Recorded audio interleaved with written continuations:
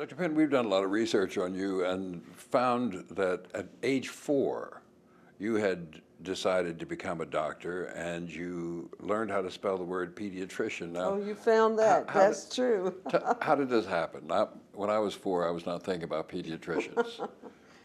I spent a lot of time with grandparents because I came from a home where both mother and father worked.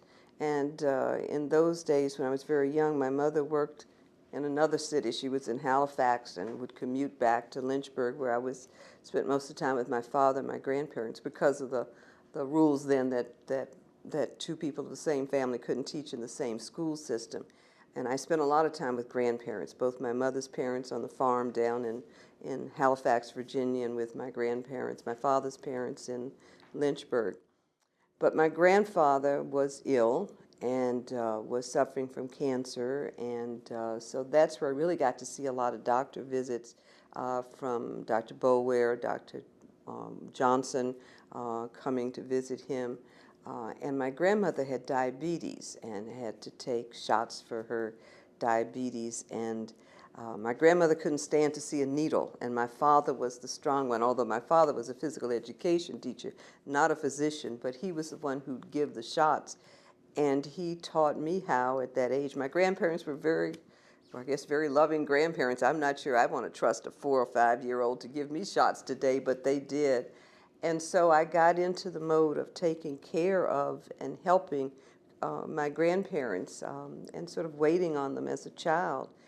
And, and I think, as I've stated before, also noticing that when they weren't well and the doctor would come to visit, they seemed to feel better afterwards. And I liked that feeling, the feeling that a doctor's visit made someone feel better, and when that person felt better, my grandmother, my grandfather, the rest of the family felt better because we'd all been dealing with the pain that they'd been going through. And that's how I think back and recall that I wanted to be like those doctors we saw who came and made somebody feel better.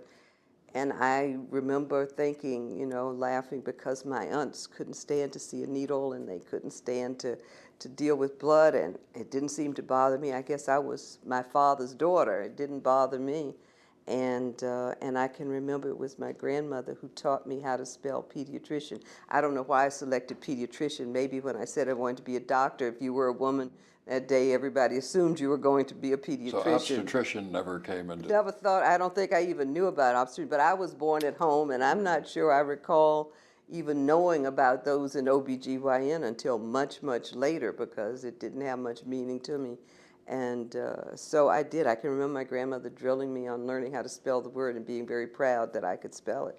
And I held on to that idea of being a pediatrician until I got to medical school and found out with so few women in medicine, everybody assumed if you were a woman, you were going to be a pediatrician because women were good with babies. So what did I do? I became a pathologist.